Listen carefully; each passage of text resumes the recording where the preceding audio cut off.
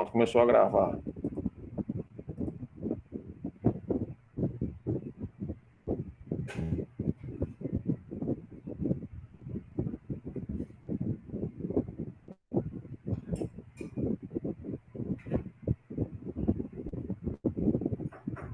Pronto.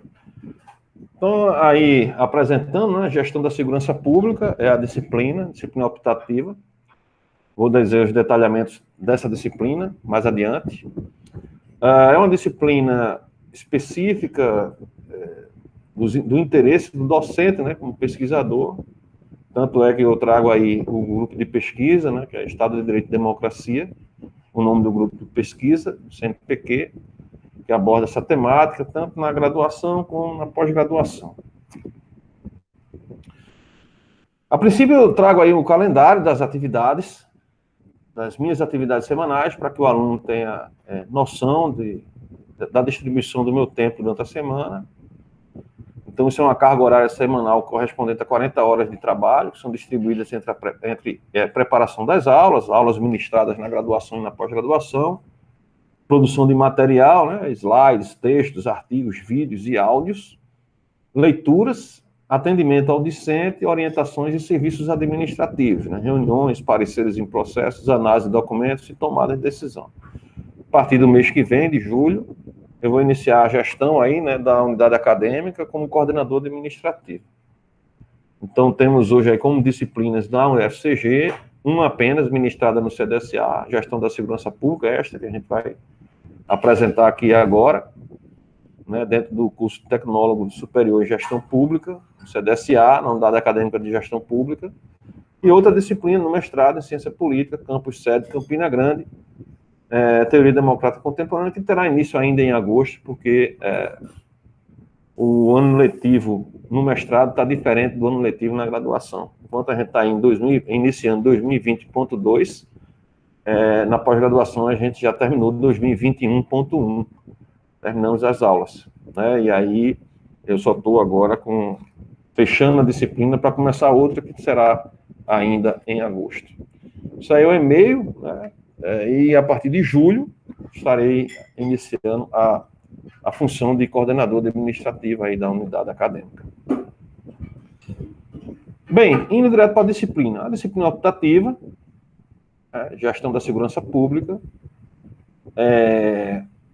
uma carga horária de 60 horas, 4 créditos, a ementa da disciplina Estudos da Violência e do Crime, Criminologia, então nós teremos aí uma preocupação em estudar as causas do crime, da violência, estudar sobre o estudo dos homicídios no Brasil, né, que é uma variável fundamental de violência, um indicador fundamental de violência.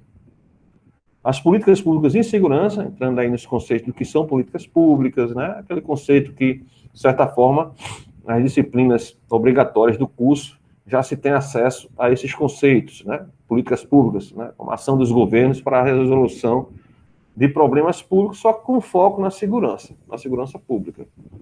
Segurança pública e qualidade da democracia, né, isso é uma visão mais superficial dessa questão, demonstrar que nós temos um problema de segurança pública não só no Brasil, mas no contexto da América Latina como um todo.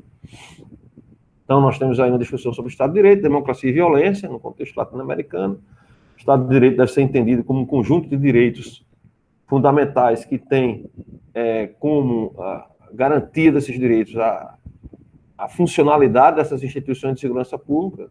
Sem a funcionalidade adequada dessas instituições, nós corremos o risco de ter fragilizado a democracia, porque o Estado de Direito termina não sendo garantido. Então, indicadores sociais de violência e de gestão da segurança pública. Não se trabalha gestão, e aí em nenhuma área, sem indicadores, certo? Indicadores sociais, socioeconômicos, são fundamentais para a tomada de decisão. Teorias sociais do crime e da violência, aí entra a discussão sobre causas, né, da criminalidade, da violência, não só no âmbito da gestão pública, da ciência política, das políticas públicas, mas de como a sociologia do crime explica aí o fenômeno. A contabilidade horizontal nas instituições coercitivas diz respeito a responsividade, né, dos atores institucionais e das instituições, lógico, responsáveis pela segurança pública, dentro desse arcabouço, né, que vai da polícia até o sistema carcerário, né, passando pela investigação, passando pela função ostensiva da polícia, passando pela acusação, Ministério Público, defesa, julgamento, condenação e como o sistema carcerário administra isso. Em alguns cases, né, alguns casos específicos de segurança pública, de tomada de decisão de segurança pública, nacionais e internacionais.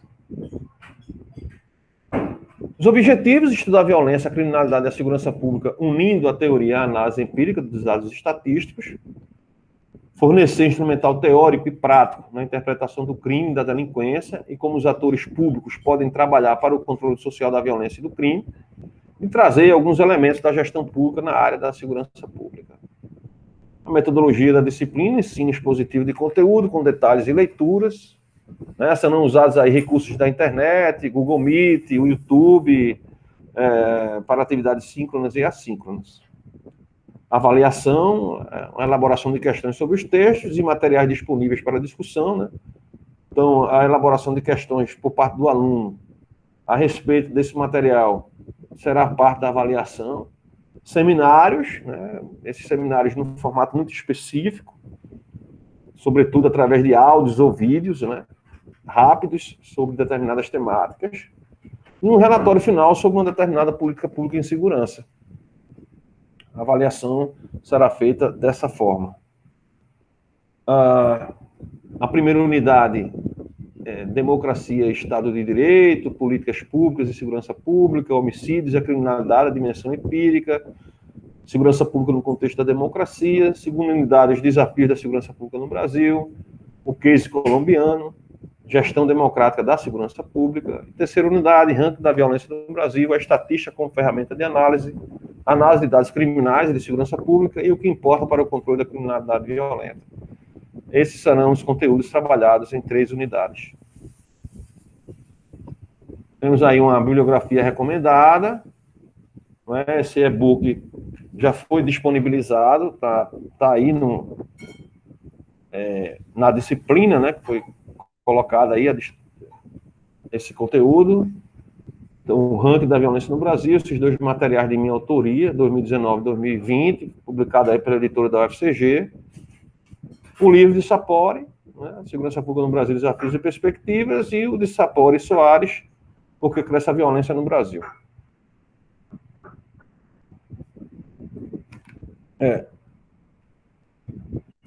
Antes de adentrar aqui na continuidade, tá dando para acompanhar tranquilo aí, Regiane? Tá. Então tá ótimo. É porque eu fico só com a tela do slide na minha frente, eu fico meio achando que eu estou falando sozinho, mas vamos embora. Eu vou voltar aqui para a exposição tela cheia e continuar. E qualquer coisa você pode me interromper, mas eu vou deixar, quando eu terminar, um espaço aberto para tirar dúvidas. Alguns conceitos são importantes, né, para a gente discutir segurança pública, mesmo dentro do contexto da gestão, né, da gestão pública da segurança, né, que está mais voltada para gestão de recursos, planejamento das polícias, né, e tudo mais que diz respeito ao processo de gestão da instituição. Mas alguns conceitos são fundamentais para a gente não entender segurança pública como não estando dentro de um contexto democrático, apesar de nós vivermos numa realidade muito violenta, tanto do ponto de vista da sociedade como do ponto de vista das instituições do Estado, né, nós encontramos violência descontrolada não só na sociedade, mas também por parte do Estado. Nós temos que entender alguns conceitos que são fundamentais, porque a segurança pública em democracias ela precisa seguir alguns preceitos e usar a força somente quando necessário, e sempre respeitando o Estado de Direito, que é um conceito importante e está na base das democracias. O Estado de Direito pressupõe direitos civis, políticos e sociais, não é? Sobretudo os direitos civis e políticos, porque são os direitos individuais da pessoa, né, do indivíduo, do ser humano. Isso é uma discussão muito importante e está no capítulo 1º do e-book, e essa aula já está disponível, assíncrona, né? Foi gravada e já está disponível com conteúdo remoto e assíncrono, porque direitos civis e políticos são os direitos de primeira e segunda geração do que entendemos por direitos humanos. Esses direitos civis, eles são montados em cima de um tripé, não é? Direitos de propriedade, bens, direito à vida e a liberdade de escolha, né? A liberdade individual, de você escolher o seu partido político, de você escolher a roupa que você vai vestir, de você escolher o cabelo, a forma que você vai cortá-lo, de você escolher o seu parceiro, a sua parceira, enfim. São os direitos do indivíduo. Correspondem também a todas as suas posses e bens que você adquire com o seu recurso, com o seu trabalho, com o seu suor. Então, isso é muito importante, porque muitas das vezes a gente só foca nos direitos sociais e muitas ditaduras têm direitos sociais. O problema são os civis e os políticos, né? Principalmente na atualidade que a gente vive, de polarização política e tal. Então, destaque aos direitos de primeira geração, são os civis e os de segunda, são os políticos, né, ligados à liberdade de expressão, liberdade de associação, liberdade de formar partidos políticos, liberdade de seguir uma determinada ideologia. Porque quando são lesados ou constantemente violados, maculam as democracias, as tornando ocas, ou seja, sem essência. Você tem eleições, você tem partidos políticos, você tem uma diversidade de instituições, mas você não tem confiança nas instituições, você não se sente representado, você tem um poder judiciário distante da sociedade, você tem dificuldade de ter acesso à justiça, você não confia nas polícias, você é agredido fisicamente, é agredido nos seus bens, e não há uma contrapartida do Estado, e quando o Estado, você vai acionar o Estado, a burocracia e o custo é tão alto que muitas das vezes você desiste. E aí você fica olhando, tá certo, tem eleições, mas e agora? E o aspecto mais importante de tudo isso é que a segurança pública é aquela que do dia a dia, não é? Então você está com o seu celular, passando na rua, chega um indivíduo e toma o celular de você através de um assalto, através de uma ameaça e tal. E a gente minimiza isso, acredita que isso é uma coisa pequena, e não é.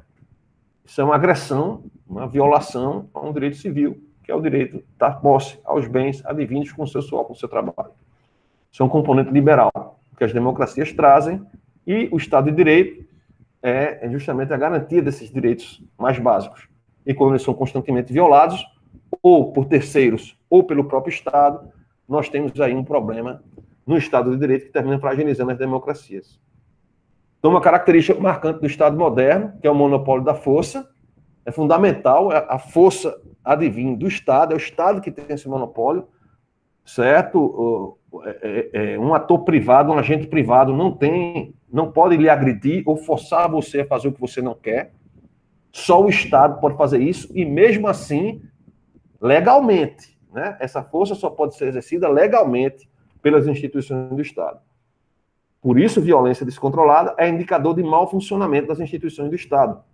Ou seja, quando você tem crime violento descontrolado, é porque está havendo um problema, né? E é um problema que a gente poderia comparar com a medicina, né? com a biologia e tal, é um problema de saúde do Estado. O Estado não está saudável.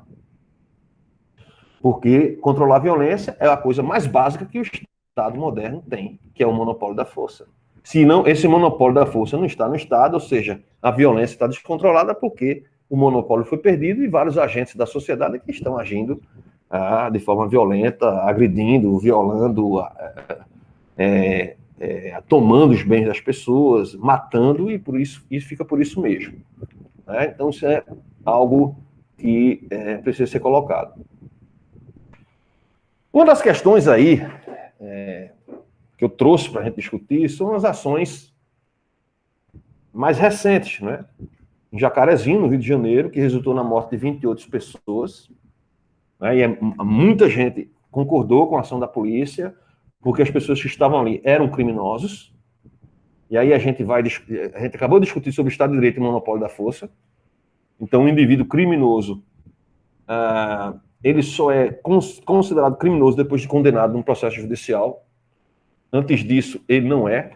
E mesmo com mandado na justiça, não há dentro do monopólio da força, a autorização para matar por parte do Estado. Lógico que há exceções, ou seja, no confronto, a polícia é alvejada, há uma troca de tiros e o humilhante, o agressor, morre. Mas para isso, eu preciso de uma investigação.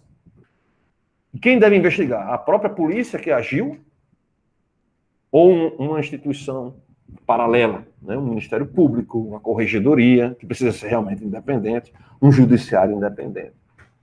Então, a ação policial no Rio de Janeiro, ela é uma ação incorreta, porque gera muitas mortes, e o principal bem tutelado que o Estado tem, o principal bem tutelado é a vida, né? Como a gente viu lá no que eu falei agora há pouco sobre direito civil, os direitos civis, direito à vida é fundamental. Então, o Estado tem essa tutela, e se ele não está garantindo a tutela, e os seus agentes são responsáveis por muitas mortes, então alguma coisa está errada. O Estado, de alguma forma, não está garantindo essa tutela. E aí a gente questiona porque a criminalidade chegou a um ponto muito alto no Brasil. Como a gente vai ver, isso é algo que foi historicamente construído dentro dessa ineficácia constante das instituições de segurança pública. As principais facções criminosas do Brasil, Comando Vermelho e PCC, acho que vocês conhecem, né? Essas duas instituições são muito famosas. Uma nasce no final da década de 70, no sistema prisional carioca, Comando Vermelho, e a outra nasce ali no início da década de 90, logo após o massacre do Carandiru, rolou até filme com isso. Rola muitos filmes, né, com esse problema da violência, da criminalidade, da falta de segurança no Brasil, mostrando esse termômetro da nossa democracia, como a nossa democracia ela vive em estágio febril. E aí você tem o surgimento do PCC dentro dessa lacuna do sistema carcerário. Então, são duas lacunas. E depois da década de 90, anos 2000 e principalmente dos anos 2010 para cá, essas facções se tornaram muito mais expansivas, com sucursais, né, como eu vou apresentar para vocês aqui, justamente da lacuna desse Estado, desse monopólio da força do Estado brasileiro, né, no papel de suas instituições de coerção. Então, o que é a ação policial em democracias? A gente já viu alguma coisa parecida, por exemplo, na Europa Ocidental, na França, na Inglaterra, né, em comunidades, você ter a ação das polícias que gere 28 pessoas mortas. Isso não acontece, né? As democracias plenas, isso não acontece, porque é uma questão que foi resolvida mesmo antes das próprias democracias serem instaladas. Então, o confronto, o combate ao tráfico de drogas, ou as organizações criminosas justificam a ação, geralmente nós, no senso comum, justificamos a ação. Parte da imprensa justifica a ação, parte da sociedade civil justifica a ação. Ora, é um combate, é uma guerra ao tráfico de drogas. Só que segurança pública não é guerra, segurança pública é controle. Segurança pública é monopólio da força, e não dentro do Estado de Direito, e não a regra como se nós estivéssemos numa guerra. Apesar de muitos que apontarem, é uma guerra. Mas segurança pública é inteligência e não confronto. O confronto é a última instância. Então, o que caracteriza a realidade institucional do Rio de Janeiro na área de segurança pública? A falência das instituições de segurança pública, que não é de hoje. Então, nós não temos... No Rio de Janeiro, a Polícia Civil não investiga, que é a sua principal função. O nível de impunidade no Rio de Janeiro é altíssimo. Os inquéritos policiais não caminham. Não há praticamente investigação criminal de homicídio. Então, muito provavelmente, essas 28 pessoas que foram assassinadas, ou, enfim, morreram em decorrência de intervenção policial, que é um conceito, não vão ter uma contrapartida do Estado. No Rio de Janeiro, nós podemos dizer que o Estado de Segurança Pública no Rio é falido. Isso é muito ruim, porque isso espanta investidores, isso trabalha contra o desenvolvimento social e econômico, não é? E vem se espalhando no Brasil. A região Nordeste se tornou a região mais violenta do Brasil nos últimos anos. E a gente vai falar um pouco disso mais na frente. As ações da Polícia Militar em Pernambuco, né, recentemente, que resultou em pessoas feridas, foram dentro da lei, ou seja, a ação da Polícia Militar, né, naquela manifestação política, né, que ocorreu em Recife, há 2, 3 semanas atrás, ela foi legal. Se foi a lei que corresponde ao que a Constituição reza, porque nós podemos ter uma lei que diga que foi legal, mas a Constituição, no seu artigo 5º, diz que o Estado de Direito, as instituições de segurança pública devem garantir a integridade física dos indivíduos. Indivíduos que se manifestam politicamente de forma pacífica e sofrem repressão desmedida do Estado, isso viola a Constituição. No Brasil, existem leis que violam direitos constitucionais? Sim. Não direitos que antecedem, leis que antecedem a Constituição, muitas das vezes, ferem a própria Constituição. O governo de Pernambuco tem responsabilidade na ação das PMs? Claro. O governador do estado é o comandante em chefe da Polícia Militar, como o presidente da República é o comandante em chefe das Forças Armadas. Então, ele também tem responsabilidade na ação das PMs, não pode jogar apenas nos seus comandantes, que foram escolhidos por ele, inclusive. É o governador do estado que coloca o coronel ou o tenente-coronel como comandante das PMs. É ele que escolhe. Então, a ação que resultou nessas pessoas feridas, no meu ponto de vista, foi equivocada. Força desmedida, certo? Violação de direitos, aquilo que o Estado de Direito coloca como um limite do monopólio da força do Estado em democracias. Falando um pouco de policiamento, né, nós temos a Polícia Militar no Brasil, é a principal polícia, é a polícia mais importante porque é aquela que está em contato direto com a sociedade e por isso precisa de uma qualificação profissional sofisticada. A gente sabe que está longe disso, infelizmente. E ela tem o caráter ostensivo, né? E esse é um ciclo de policiamento. Nós temos dois ciclos de policiamento. É um ostensivo, ocupação de espaços, blitz, manutenção da lei e da ordem, e um chamado judiciário, que está ligado à produção de investigação criminal e de produção de inquéritos, que é a função da Polícia Civil e da Polícia Federal. Nós temos o Brasil como o único país que é considerado democrático, né? Na minha visão não é uma democracia frágil, sem democracia, que divide o seu ciclo de policiamento. Isso é extremamente inoperante. Você tem a Polícia Militar que faz um trabalho e entrega para a Polícia Civil, mas as duas não se comunicam. As duas não dialogam. Muitas das vezes são até rivais. Então, aí não interessa muito se a polícia é militar ou se a polícia não é militar, mas que ela faça o ciclo completo. A polícia do Chile é militar, militarizada. Los Carabineiros faz o ciclo completo. É uma polícia extremamente eficiente. 78% dos casos de homicídio são solucionados pela polícia do Chile. Não é à toa que o Chile tem uma das menores taxas de violência da América Latina. Um dos melhores níveis de democracia também, por garantir mais Estado de Direito.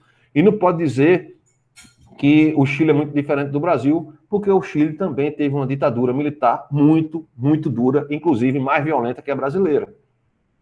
Então, já nos dando uma ideia de que o ciclo fechado de polícia é fundamental, é importante. Falando um pouco sobre democracia e segurança pública na América Latina, né? Destacando para vocês que eu estou fazendo um panorama geral da questão da criminalidade, violência, segurança pública, Estado de Direito e democracia, e como nós vamos direcionar nossa atenção aqui na disciplina para a questão da gestão da segurança pública, sem perder de vista esse norte. Então, a maioria dos países latino-americanos apresenta taxas de violência fora de controle, salvo o Chile,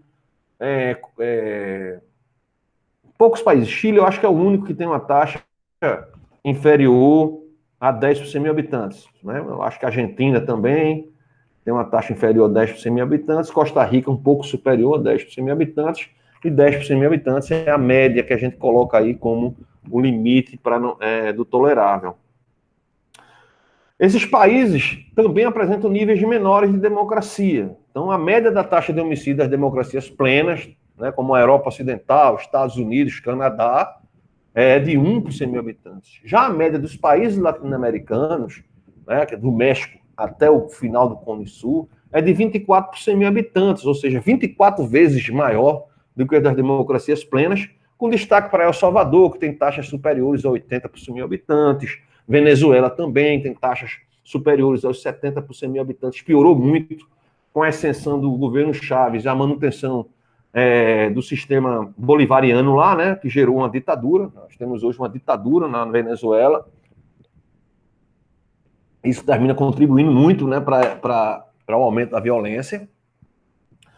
Então, facções criminosas ditam regras dentro dos presídios no Brasil, no Peru, na Venezuela, na Colômbia, em El Salvador, no México, né, e vários outros países da América Latina, resultando numa violência fora de controle, fora dos muros. Ou seja, muitos desses homicídios que a gente vê no Brasil têm ligação com o tráfico de drogas, a mando das facções criminosas prisionais. Tá certo? Isso é muito sério, porque se eu não tenho controle do sistema prisional, a tendência a você ter redução dos homicídios é muito pequena, a não ser por dois motivos: você conseguir controlar realmente o sistema carcerário ou existir algum tipo de acordo político entre as facções para que as facções matem menos. Para a gente ter ideia dessa média, né, de violência na América Latina, que concentra 40% das mortes violentas intencionais do planeta, veja aí a taxa, né? Como eu tinha falado, América Latina, 24,5. Aí você vê, ó, Estados Unidos, América do Norte, 1,5. Aliás, a União Europeia, né? A África subsaariana tem uma taxa de 9,2, ou seja, mesmo na África que você tem um país muito pobres, né, com baixíssimo desenvolvimento humano, ainda menos violento que a América Latina. Porque lá na África na subsaariana, você não vai encontrar o combustível maior que a gente encontra na América Latina, que é a droga. A droga, para você ter uma ideia, ela só perde em termos de lucro para o petróleo. Então, um investimento em droga, em tráfico de droga, é um resultado muito alto. Inclusive, as quadrilhas criminosas investem na economia formal para lavar dinheiro. Não é à toa que os grandes criminosos, tanto aqueles criminosos de colarinho branco como os criminosos do tráfico de drogas, usam os doleiros para lavar dinheiro. Droga dá muito lucro, certo? 1 quilo de pasta à base de cocaína, você produz muita cocaína. De um investimento que você faz ali de 10 mil dólares, você pode ter um lucro até de 10 milhões de dólares. Nada é parecido, não tem nada parecido. E aí, como também é um comércio ilícito, gera muita morte e corrupção, inclusive de agentes estatais. Para se ter uma ideia disso, né, dessa questão das facções e do crime organizado, na América Latina e no Brasil, perceba, né, que nós temos no Brasil, aí nesse mapa do lado esquerdo, o primeiro comando da capital, PCC, e o comando vermelho como as duas principais quadrilhas criminosas do Brasil. Essas quadrilhas têm tentáculos fora do Brasil, certo? Com relações com outras quadrilhas na Colômbia, em El Salvador, no México, como a gente vê aí nesses númerozinhos, de 1 a 10, a distribuição das principais facções criminosas que têm como principal função o tráfico de drogas. Então, o Exército Nacional fóssil da época da Guerra Fria, certo? No qual teve como ponto de partida uma luta contra o imperialismo norte-americano e que se transformou numa facção perigosa de narcotraficantes, uma narcoguerrilha. O cartel de Sinaloa,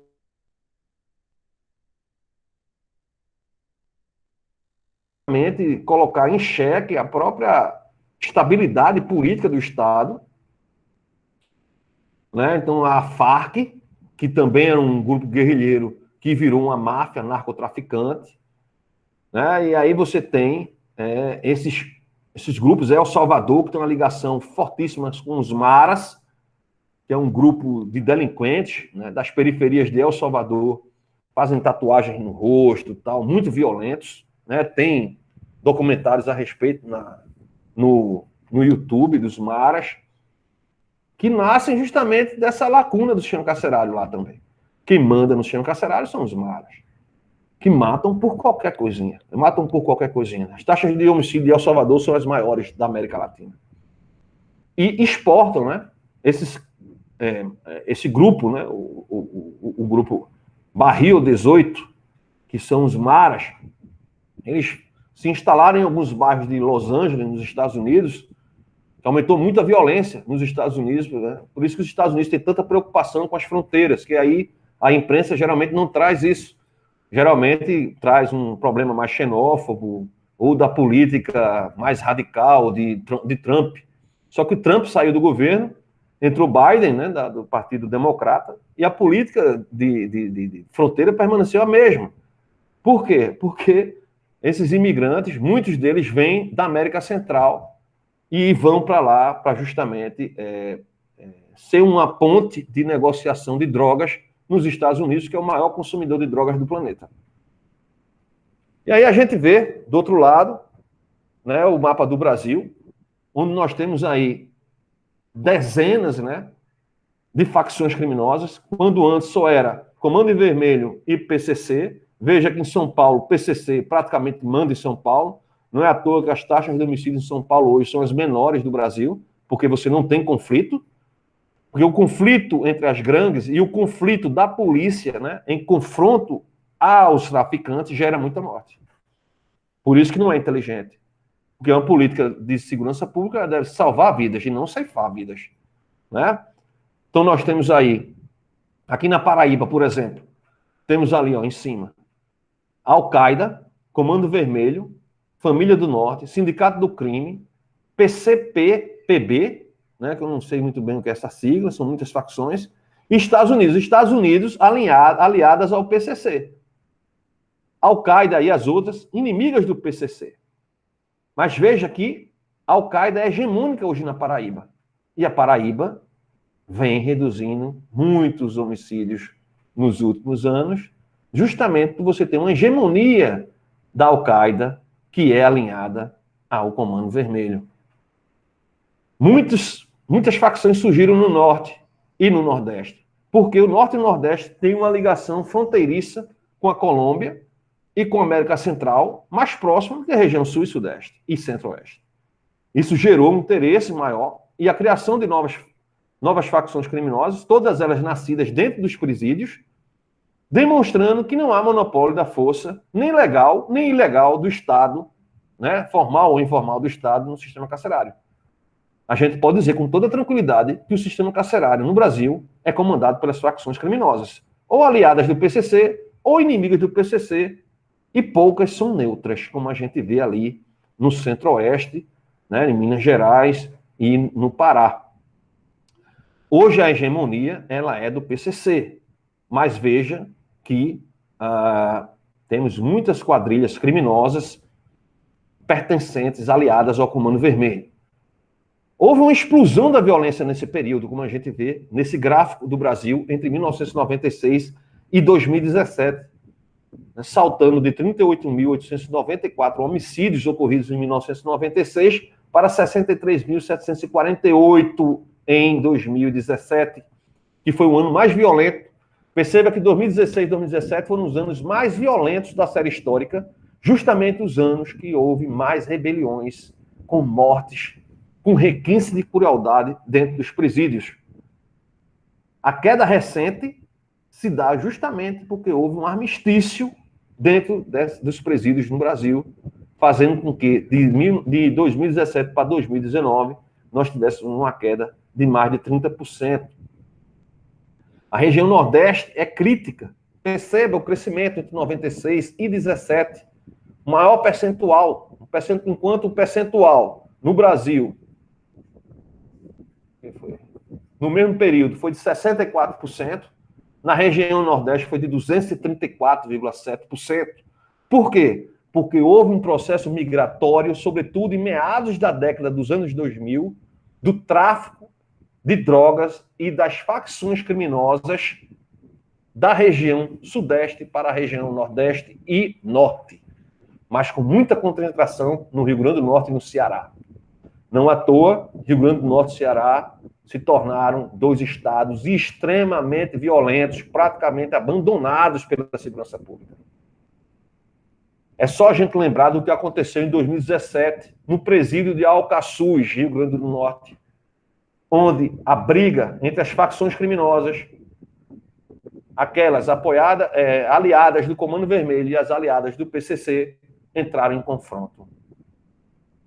Como a gente vê na imagem, presos completamente libertos dentro do sistema, fazendo barricadas, e foram muitas pessoas assassinadas, como nós podemos ver, os corpos estendidos aí, empacotados. E o grande responsável por isso, o sistema penitenciário brasileiro. Prendemos muito nesses 19 anos. Muito mesmo. Tanto que o R ajustado aí é de quase 1. Né? Ou seja, quanto mais prendemos, mais tivemos tráfico de drogas, mais tivemos facções criminosas, mais tivemos homicídios e menos tivemos controle da violência e do crime. Porque a política de segurança pública no Brasil ainda é majoritariamente equivocada. Ela está voltada para a guerra e para prisões desenfreadas, sem o devido ajustamento do controle do sistema carcerário, que fica nas mãos das facções. Prendemos muito, mas continuamos com os mesmos problemas. Na verdade, acentuamos o problema, porque hoje é mais difícil de controlar o que era 2 facções e se tornou mais de 80. São questões que a gente vai discutir na disciplina. Violência, impunidade e democracia na América Latina. Então, observando alguns indicadores aí de violência homicida, as taxas de homicídio por 100 mil habitantes do Banco Mundial, o índice de impunidade do Global Impunity Index, que mensura entre mais próximo de 0, menor impunidade, mais próximo de 100, maior a impunidade. Todos os países com indicadores acima dos 50 estaria aí com índice de impunidade alto, e os superiores aos 60, muito alto. Perceba que a maioria dos países da América Latina, tirando Costa Rica, Chile e Argentina, apesar de serem altos, não são muito altos. E os países com indicadores acima dos 60, a maioria desses países, né, com destaque a Venezuela e ao México, não à toa, com problemas graves de facções criminosas, com seus índices de regime político muito baixo. Então, a que tem o melhor indicador é Costa Rica, e também tem o melhor indicador de impunidade, mas não tem o melhor indicador de violência, que é 11,80, superior aos 10 por 100 mil habitantes. O Chile não entra. O Chile aparece aí com 4,60, com a taxa de homicídio sob controle. A Argentina também. Peru, apesar de que esse dado a gente deve ver com desconfiança, que o Peru tem um sistema carcerário tão ruim como o brasileiro. O Paraguai, com taxa de 9,3. A maioria dos países apresentam taxas superiores aos 10, e por isso que a média é de 24, com destaque para El Salvador, como eu falei, dos Maras, né, 108,60, e a Honduras, né, com 63,8, todos ali na América Central. Veja que esse índice de democracia liberal, né, o melhor indicador é da Costa Rica, Chile e Argentina. O Brasil aparece ali numa zona intermediária, é como se fosse uma nota 5,5 entre 0 e 10. E a pior nota é a da Venezuela, que é um regime já considerado plenamente autoritário, não tem nada a ver com democracia liberal. A gente só pode considerar democracias liberais aí Costa Rica, Chile, Argentina e Argentina. O resto seriam democracias frágeis, até Honduras, e Nicarágua e Venezuela, regimes autoritários. Para a gente entender melhor isso aí, a disposição disso, né? E antes de falar disso, falando da Venezuela, como um regime plenamente autoritário, e fere os direitos aí, não existe praticamente Estado de Direito mais na América, na Venezuela. Para a gente entender melhor essa relação, percebemos aí, nós tivemos 3 correlações, onde a melhor correlação entre 0 e 1 se deu entre o índice de democracia e o índice de impunidade. Ou seja, quanto melhor a democracia, menor o índice de impunidade. Mas todos apresentaram correlação, né? Mesmo mais baixa. Democracia versus homicídios, quanto mais democrático, a tendência a ter menos homicídios. E homicídios e impunidade. Ou seja, quanto mais homicídios, maior a impunidade. E vice-versa, né? São os níveis de associação, que é um modelozinho estatístico de correlação entre variáveis. Então, há uma correlação entre os indicadores. Para eu controlar a violência, eu preciso controlar a impunidade. Para eu melhorar a qualidade do Estado de Direito, que seria a base da democracia, eu preciso melhorar a qualidade da segurança pública.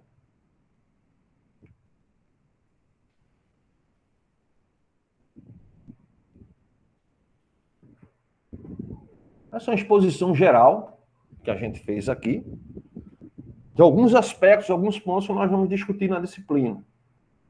Não é? Essa apresentação geral, tanto da disciplina como desses pontos, e já deu para entender, mesmo que superficialmente, né, que a segurança pública democrática ela está muito longe de existir no Brasil.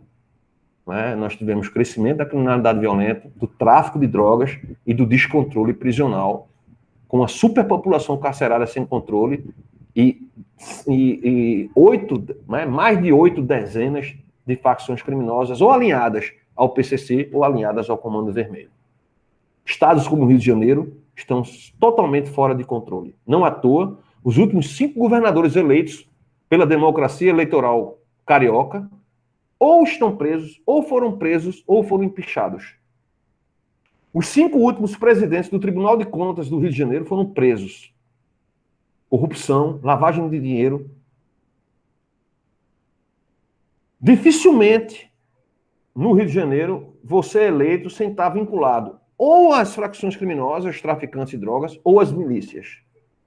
Então, essa história de dizer que os governantes de direita estão alinhados às milícias, sem levar em consideração o outro lado, que os governantes de esquerda estão aliados às quadrilhas de traficantes, vamos dizer assim, é desonestidade. O Rio de Janeiro, hoje, a gente pode dizer que o crime venceu no Rio. Então, como fazer para ter uma segurança pública responsiva, uma gestão pública responsiva no Brasil? Estamos numa situação muito difícil, muito perigosa, né? Praticamente impossível hoje de você reverter essa situação. Mas tem jeito, né? Como dizia o grande saudoso, falecido recentemente, professor Glaucio Soares. E a segurança pública necessita de gestão, de inteligência, planejamento, bons políticos, vontade política para reverter esse quadro de violência, crime descontrolado no Brasil. Pronto. Esses aqui são os pontos, né? Os desafios são muitos, né, para a nossa segurança pública avançar, melhorar. Nós tivemos alguns programas bem-sucedidos, como o Pacto pela Vida, alguma coisa do Paraíba Unida pela Paz, mas é muito longe ainda. Nosso comportamento institucional é muito longe de ser respeitador dos direitos do Estado de Direito. Nós temos ainda uma lacuna muito grande nesse sentido, mas vamos tentar avaliar da melhor maneira possível, tentando trazer elementos que possam ser críveis do ponto de vista da tomada de decisão dos gestores públicos em segurança. Tá certo? Agora... Foi um resumo, né, da disciplina. Um panorama geral, vamos dizer assim. Panorama geral. E temos aí, além desse panorama geral, que está gravado e eu vou disponibilizá-lo, certo? Para vocês, né, no caso, os alunos da disciplina. Já tem lá a leitura, né, que nós vamos discutir na semana que vem. Enfim, nós temos uma aula já assíncrona lá do capítulo 1 e da introdução do e-book, né? E dentro do que foi proposto aqui, referente à introdução no capítulo 1 do e-book Democracia, Violência e Segurança Pública no Brasil, né, que é de minha autoria, é trazer questionamentos, né, porque vai fazer parte da... A disciplina ela vai ser uma constante, não vamos ter provas e coisas do tipo. A avaliação vai se dar em participação, questionamentos a respeito, alguns seminários que, na verdade, vão ser áudios ou vídeos que os alunos vão produzir sobre determinada temática, e, por fim, um relatório no final da disciplina sobre alguma política de segurança pública, né? Então, vai ser isso. Então, pretendo fazer uma coisa mais dinâmica. Então, nós já temos essa aula nossa, que está sendo executada agora, vai ficar disponível a gravação dela no sistema, e já tem uma aula assíncrona lá, sobre a introdução no capítulo 1 desse e-book, que já está lá também disponível no PDF. Então, na semana que vem, eu pretendo discutir tanto o áudio que foi colocado, como a introdução no capítulo 1, na quinta-feira que vem. Entendi. Aqui na disciplina tem todo eu tinha colocado, né, aqui, um detalhamento, na apresentação, não sei se você tem acesso, né, mas deixa eu parar essa apresentação dos slides e colocar a apresentação da própria tela aqui.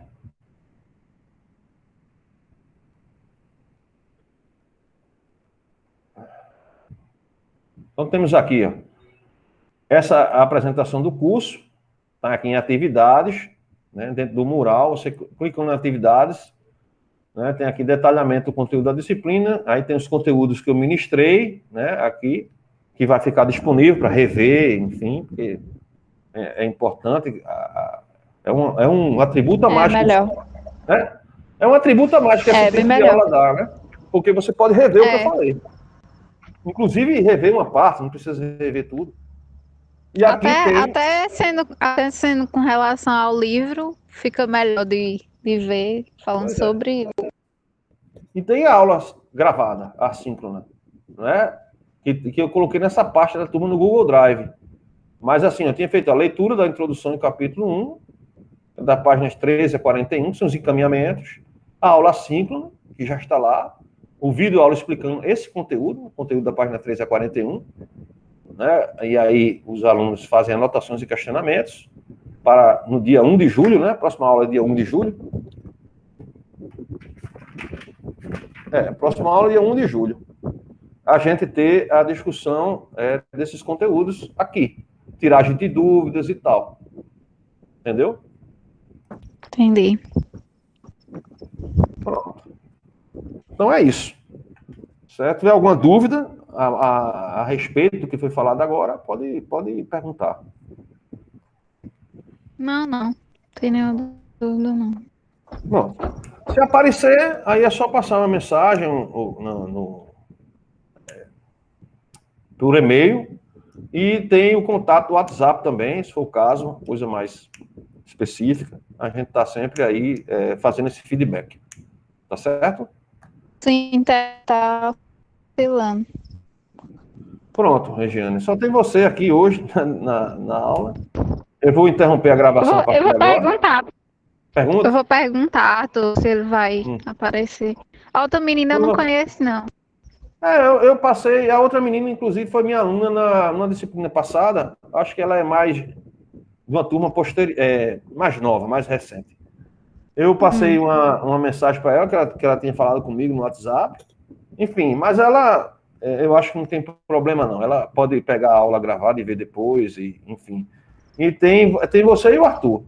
No mais, tem um colega, um professor, que pediu para ser ouvinte, mas não apareceu. Então, são vocês três como alunos, né? Eu vou interromper a gravação aqui.